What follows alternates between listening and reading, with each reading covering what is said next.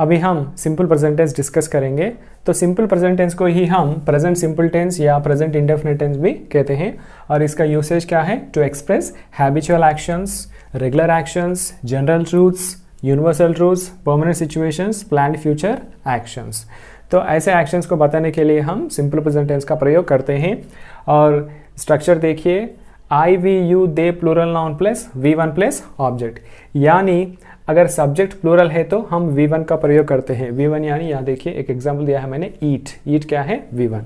तो हम V1 का प्रयोग किसके साथ करते हैं? अगर सब्जेक्ट प्लूरल है। तो यहाँ देखिए, he, she, it singular noun plus V5, यानी हम V5 का प्रयोग, अगर सब्जेक्ट सिंगुलर है तो V5 का प्रयोग करते हैं। V5 यानी यहाँ देखिए ईट्स। तो ईट्स क्या है? हम V1 को एस ऐड करते हैं। ओके, जब V1 को हम एस, IES या ES ऐड करते हैं तो V5 हो जाता है।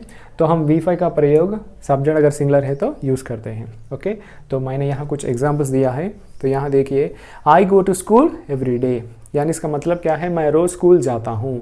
तो मैं रोज़ स्कूल जाता हूँ, इसे इंग्लिश में कहने के लिए क्या कहना चाहिए? I go to school every day. Okay, अगर आप ये कहोगे कि I am going to school every day, वो गलत होगा। आई एम गोइंग हम कब यूज़ कर सकते हैं? अभी हो रहा है। ओके, प्रेजेंट कंटिन्यूस, अभी हो रहा है तो I am going to school, मैं जा रहा हूँ।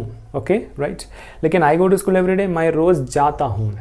ओके, तो मैं रोज़ जाता हूँ कहने के लिए I go to school every day. तो आई के साथ भी हम V1 का प्रयोग करते हैं। और ये देखिए, we play cricket on Sundays. Okay, तो हर रविवार हम क्रिकेट खेलते हैं। तो हर रविवार होता है वो काम, तो एक रिपीटेड एक्शन है, इसलिए रिपीटेड एक्शन या रेगुलर एक्शन को हम सिंपल प्रेजेंट टेंस में यूज़ करते हैं। और यहाँ सब्जेक्ट क्या है? प्लूरल, इसलिए V1 का प्रयोग करते हैं। और ये देखिए, they visit their parents on weekends, वे अपना माता पिता से वीकेंड में मिलते हैं। वीकेंड यानी सैटरडे संडे को आके मिलते हैं। ओके, तो ये भी हर वीकेंड में होता है, तो ये भी एक रिपीटेड एक्शन है, रेगुलर एक्शन है, इसलिए हम विजिट क्या है? ये V1 है और सिंपल प्रेजेंट टेंस में यूज़ करते हैं।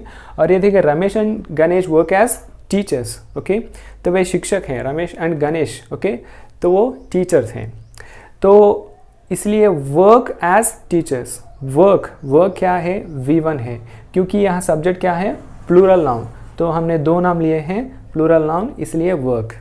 ओके, अगर आप ये कहो कि Ramesh and Ganesh are working as teachers, तो शायद वो गलत होगा।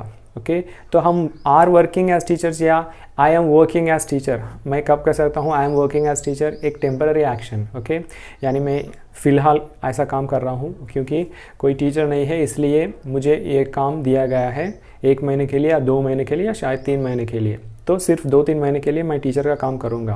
ओके, बाद में कुछ और काम।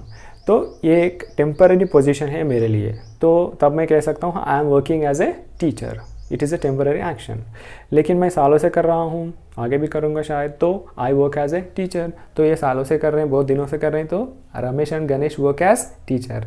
तो वर्किंग एज टीचर्स क्या है? Temporary action. ओके, तो ये है जब सब्जेक्ट प्लूरल है तो। ओके, जब सब्जेक्ट प्लूरल है तो V1 का प्रयोग करेंगे, और जब सब्जेक्ट सिंगुलर है तो V5 का प्रयोग करते हैं। ये देखिए, ही रीड्स न्यूज़पेपर डेली, तो वह रोज़ अखबार पढ़ता है। रोज़ पढ़ता है इसलिए reads. Okay, he reads newspaper daily, तो यहाँ क्या है? रीड्स। तो मैंने पहले कहा था कि हम V1 को ऐसे ऐड करें तो क्या होता है? वो V5। ओके, ईट ईट्स, उसी तरह रीड रीड्स।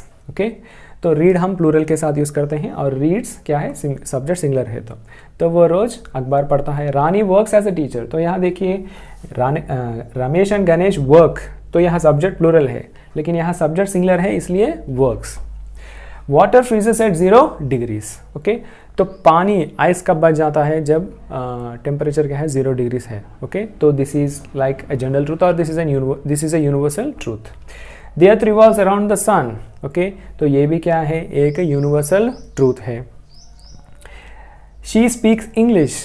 ओके, वह अंग्रेजी बोलती है, अंग्रेजी में बात करती है। ओके, तो ये क्या है? एक परमानेंट सिचुएशन।